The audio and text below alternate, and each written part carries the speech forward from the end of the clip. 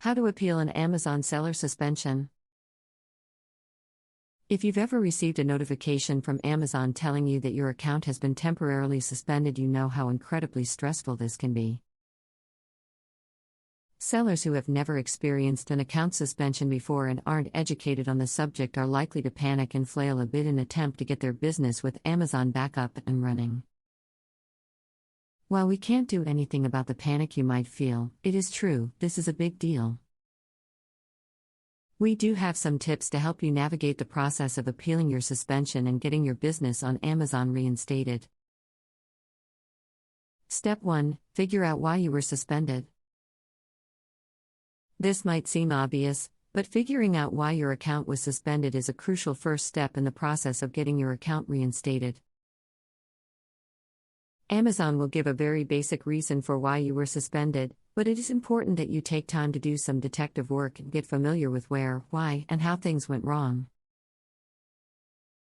A less than thorough understanding of what exactly went wrong will only cause you problems down the road as you work to get your business back up and running.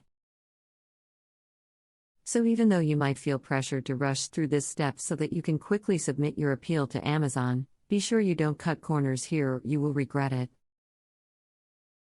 There are two reasons that Amazon will suspend your account: either you fail to follow the seller policies you agreed to or your seller performance has fallen below the acceptable threshold. Seller policy violations. There are typically two main types of seller policy violations that can result in an account suspension: selling a restricted product, or violating Amazon's seller policies. Amazon's seller policies include potential pitfalls, including anything from setting up more than one seller account, violating the price parity, or sending traffic away from Amazon to other websites. You can find more information about Amazon's seller policies here. Seller Central login required. Seller performance issues. Amazon tracks performance metrics for sellers and wants all sellers to meet their performance standards, which include order defect rate, less than 1%. Pre-fulfillment cancel rate, less than 2.5%. Late shipment rate, less than 4%. If you aren't hitting the mark in any of these areas, then you are subject to account suspension. If one of these areas has fallen below the threshold, you'll need to spend some time digging into why exactly this is. Is it due to a systemic issue in your business practices that needs to be changed?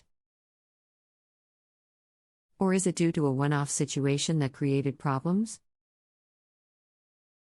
Whatever the issue, be sure you understand the true root cause so that you can fix it. For example, if your account notification says the suspension was due to a high order defect rate, you need to dig into your customer metrics to determine what is causing your high order defect rate.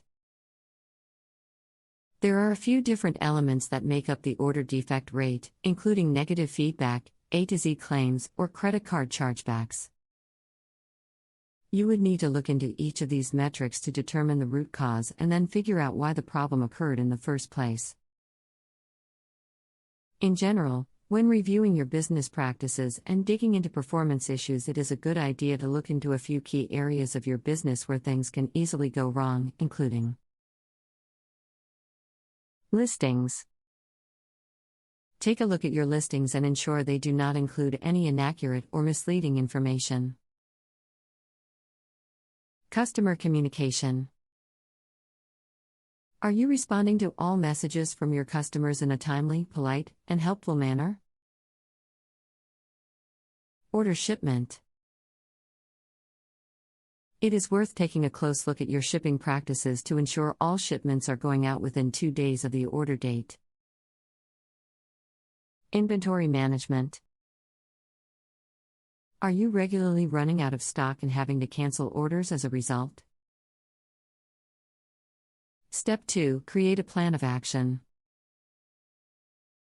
A key element to appealing your Amazon account suspension is creating a plan of action, POA, to resolve the issue. Amazon reviews this plan and uses the information you provide to decide whether or not to lift the suspension. So, needless to say, it is critical to get this piece right. A successful POA shows that you have clearly identified the issue, that you recognize what needs to be done to prevent this from happening again, and you are taking the necessary steps for compliance. You'll need to do more than just say that you are sorry and be more careful going forward. You need to explain to Amazon how you are changing systems, tools, processes, procedures, etc. in prevention. A successful POA includes specific data that shows you are intimately aware of exactly what the problem is. Avoid broad language such as sometimes, numerous, few, or other words that are nonspecific or vague. Instead, include numbers and timeframes whenever possible. POA and outline.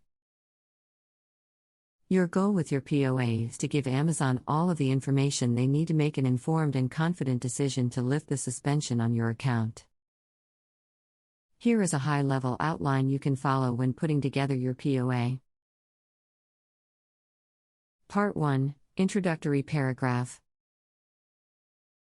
State who you are, including seller name, a brief description of your business, why your account was suspended.